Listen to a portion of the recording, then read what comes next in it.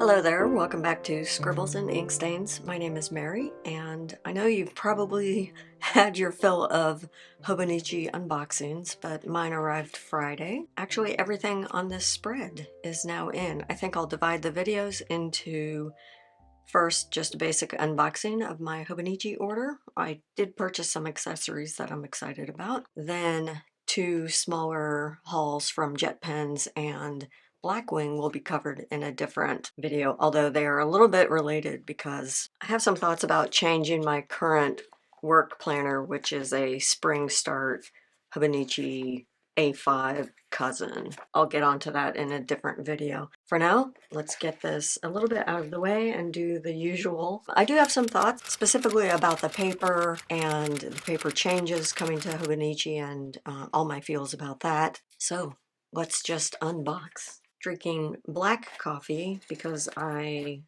do 16/8 intermittent fasting, and that means no calories before noon. This came really quick. Now, I did not jump on and purchase on Hobonichi Day. I spent a few more days on my decision process this year. I didn't want to feel rushed. There's so much hype around Hobonichi. I wanted to sort out some of my own actual needs and look at how I use the journals and that kind of thing. So let's pull everything out and then we will talk. I'm not going to read the box to you, but I will comment that this is one of the things that I love most about the branding is how charming they are with all of their packaging, with the quotes at the bottom of the pages of their journals, with the whimsical illustrators that they choose for their covers every year. I picked up some things that I don't ordinarily purchase, like this illustrated cover. This is by the artist Izumi Shikawa, and it's the polar bear. I really love the ecological messaging, but more than that, in the past I've sort of kept it more simple so I could add my own spin to the covers. So in the past, all my A5 covers are these plain colors where I'll take some of the illustrated clear plastic folders in the style that I fall in love with and tip that into a cover and cover, and that allows me a lot of flexibility and variety to how I'm dealing with my covers. Now, I'm a little bit hard on my planners that I carry with me. I've always been willing to stick with the basic, design it and illustrate it myself. This year, I decided to purchase the polar bear. Again, it's got all that whimsy that I love from Hobonichi. This is the thing that will keep me coming back to the brand year after year. No matter what the paper is, the paper will never be a fail. And I do have some thoughts about the paper that I'll share a little bit later in the unboxing. All right, I don't believe FOMO played into this. I really adore the design. I prefer more neutral covers. I was tempted last year by the Dog and Pussycat, and I'm sort of kicking myself that I didn't get that cover. I don't mind that it doesn't have like plasticky embellishments on the bookmarks. I really love the red against the cream. I love the little baby polar bear here. Inside we've got the little artist card that I will probably keep right in here, and then description of care and whatnot. I will put a clear cover and cover on this cover because I intend to carry this with me as my cover for my work planner. I think that's a win. So continuing the topic of the whimsical designs, I bought one of the plain notebooks, A5 size, by the illustrator Yuka Hiragi. And I'm not going to open this up, I'm just going to leave it in its sleeve so it stays protected. I do not need to move into this notebook currently, but I do use the A5 size for swatching inks if you've seen any of those videos. My daily carry will continue in 2023 to be a Weeks Mega. It's working out really well for me. I adore using this planner. So this will be my new edition. I've updated the cover and cover as well. And I did select the English version. I did decide to pick up this year's cover on cover by Yuka Hiragi. And this is Light in the Distance. I'm sure you've seen this. This sort of features in most of the unboxings that I've watched on YouTube. It's based on constellations, but they are sort of, it looks like a different mythology than Western constellations that we know them by. So I really enjoy that. There are all kinds of videos out there comparing the English version to the Japanese version, so I'm not going to do that and waste your time. I did not mind having Japanese quotes at the bottom because of course I can use my cell phone and translate that, and that's kind of a fun process. I also have students who are studying Japanese. It's a nice way to have a conversation with them. If I find out that that's what they're doing, I can kind of pull out my Hobonichi planners, and they really get a kick out of that. No fear, I do still have the Japanese planner, but this year my daily carry is in English, and I love it. Let's look at some of the other accessories, some of the freebies. So I suppose this is the main accessory that I purchased. This is the handkerchief in the 365 days design.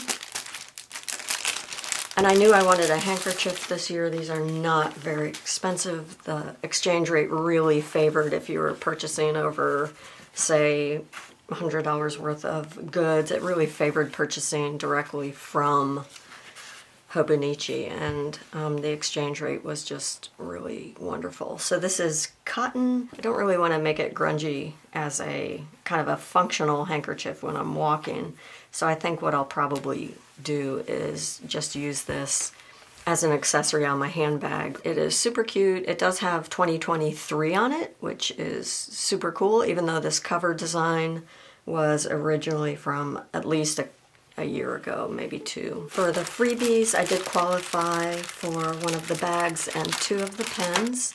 Really cute. Great journaling bag or just shoe bag. You could use it for a number of things. And again, this is the sentiment that I really adore. This is what we do. This is why we are into planners, and it's beautiful. There is no paper sample with the weeks, but I believe there'll be a paper sample of the new Sanzen paper here with my cousin Avec. I love the paper packaging, that they're trying to get away from some of the plastic, but it's such a global problem. I don't understand why, frankly, why we still have plastic grocery bags in North Carolina. South Carolina has actually outlawed them. It's a very durable coated paper with a glassine envelope, so I feel like it is quite protective. There is no damage on my book. I think it's really thoughtful of them to have included a sample of the new Sanzen paper. But I will say that this will not be a deciding factor for me for 2024. Because I intend to convert my Hobonichi 5-year journal to a 9-year journal by extending across onto that blank page, I will conceivably be working on Tomoe River paper well past 2024. So I'm not that concerned about it. I have multiple Tomoe River notebooks. I feel like the paper is great, but it is not the one paper for me. There are multiple other fantastic options out there. I know that the weeks in 2024 will continue to have the Tomoe River paper. I do have to acknowledge that I've felt that panic about the Tomoe River paper, which I have grown to love and adore. I've been a little apprehensive about it changing, and I think it's actually quite common to become anxious about a change, especially with a product that you really love. I have been thinking about it in a different way lately after gaining a little bit more experience with journaling with fountain pens on a variety of paper, and that has helped lessen some of my anxiety about the upcoming change. So I think you can see here that the fountain pen ink really does, the characteristics of any fountain pen ink are not one-dimensional. It really depends on dry time, it depends on pigmentation, and yes, it depends on the paper that you're writing on and what type of coating it has and whether it absorbs quickly, whether it feathers, and that kind of thing. And through the experience of swatching and journaling on a variety of different papers, I've let go of that anxiety about losing the Tomoe River paper, because I found that it is not necessarily my holy grail. I'm not, just as there likely is no one single ink that is my holy grail or pen that is my one and only. It's really more about the joy I get out of that symphony of experience and that exploration of journaling on different papers and with different nib sizes and different pens and different flow rates. And I just really have come to adore the Midori paper as well as the Traveler's Notebook Midori paper. I love it. I love journaling on it. Yes, I have a bit of a stockpile of these notebooks with the Tomoe River paper, but I can fully embrace the idea of change, and I'm trying to be a little bit less brand focused and a little bit more adventurous when I try out brands. So you will be seeing some fountain pen journaling in my new Jib and Techo, for instance, in 2023. I did pick up a B6 Mini, and this is a paper that's known for being just lovely with fountain pens, and it's not Tomoe River paper, and I feel like we will all survive the change that's coming up, and some of us will have access to our little stockpiles, and that will help as well. I do intend to purchase in the next month or so a notebook with the Sanzen paper so I can get a more complete look on what that paper is, and so I can do some journaling in that kind of notebook. But I guess the only other thing to say about my Hobonichi haul is, yes, I got 2 of these pens. No, I don't typically use them. I may begin. I have 2 or 3 kicking around in desk drawers that I just, they just never make it into my daily carry pen pouch.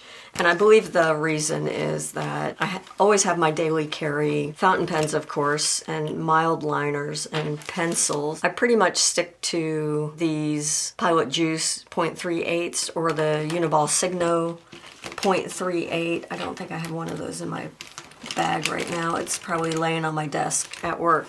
I'm good with black ink when it comes to gel ink or ballpoint ink. I just never feel the need to have blue ink. In fact, red ink has kind of a bad reputation in education because none of us want to feel like our work has been defaced by kind of angry red feedback from an authority teacher figure. So I don't usually get feedback with red ink anyway. I go for some of my violets and greens and some of those fun colors because I want that to be more of a conversation about the student work and not me scrawling all over it with a power color like red. So those are my thoughts on that.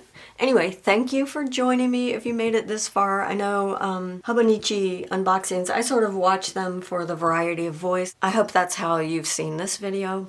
It's not about fear of missing out or, oh, you have to have Hobonichi in order to journal. That's certainly not the case. I see really interesting content. One of my favorite YouTubers just uses like a cheap Midori notebook and a ballpoint pen. Really, it's not about the materials. I tend to geek out about the materials, but it's not about that. It's about building your second brain and having that process so you're not waking up in the middle of the night with racing thoughts because you're not getting those ideas out of your brain so your brain can process and do those higher order things. Thank you so much.